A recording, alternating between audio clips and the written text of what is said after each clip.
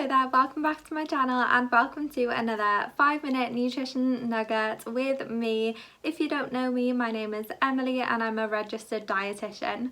In this series, if you've not seen one before, I talk about nutrition and dietetic or just related to me in general for 5 minutes. So let's begin. For this episode, I wanted to talk a bit about university because I've talked a bit about the job, but actually, what about getting here? How did I get here? So I did go to the University of Nottingham. I do have a master's in nutrition and dietetics. Graduated this year, so I am a class of 2019, and I started in September 2015, so it is a 4-year course. There are 3 clinical placements included, so there is a 3-week A placement at the end of first year, there's a 12-week B placement at the end of 3rd year, and a 12-week C placement in January of 4th year. So I was actually very lucky to get a job where I did my C placement, so shortly after I finished, they advertised for the position. I believe it was in May, so it was actually before I graduated, so I was very lucky in that I only had a couple of weeks in between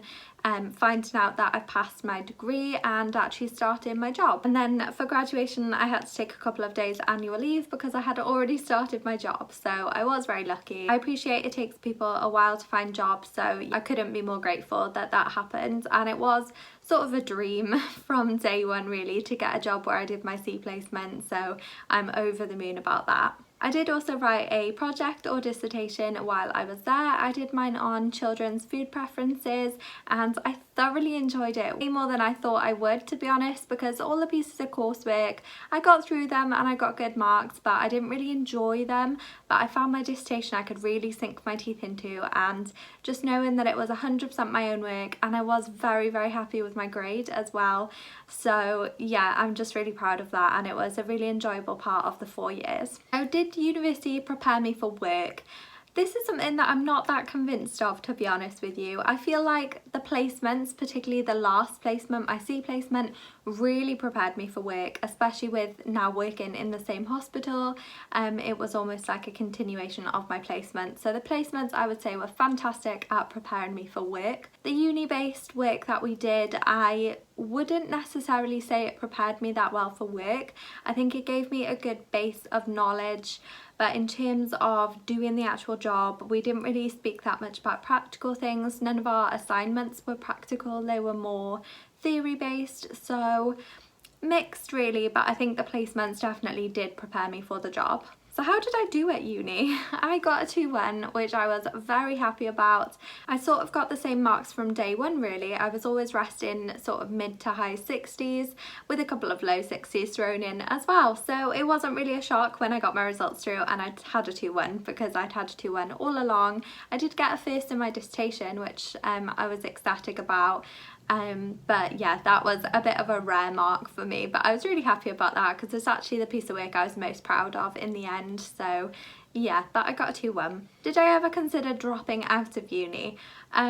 Yes, I did in first year. It had nothing to do with the course. If I had dropped out, I would have gone to a different university closer to home that also offered the course.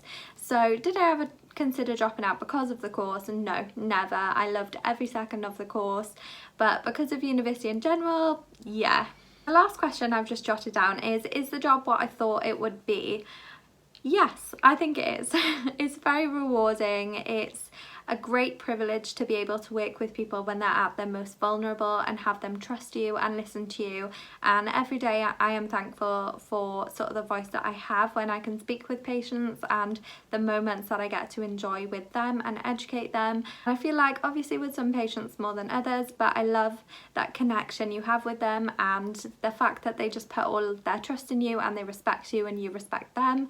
And that's a pretty great feeling. It is very tiring. I think it's more busy than I thought it was going to be. I think I found it harder than I thought I would to manage my own caseload. I've always thought of myself as being quite independent and quite sort of able to cope and things, but initially I did find it very difficult to manage my work and to balance that Obviously you can't do work outside of work because everything's confidential, but to sort of balance the paperwork and the admin side of things with the clinical, seeing patients on the ward side of things.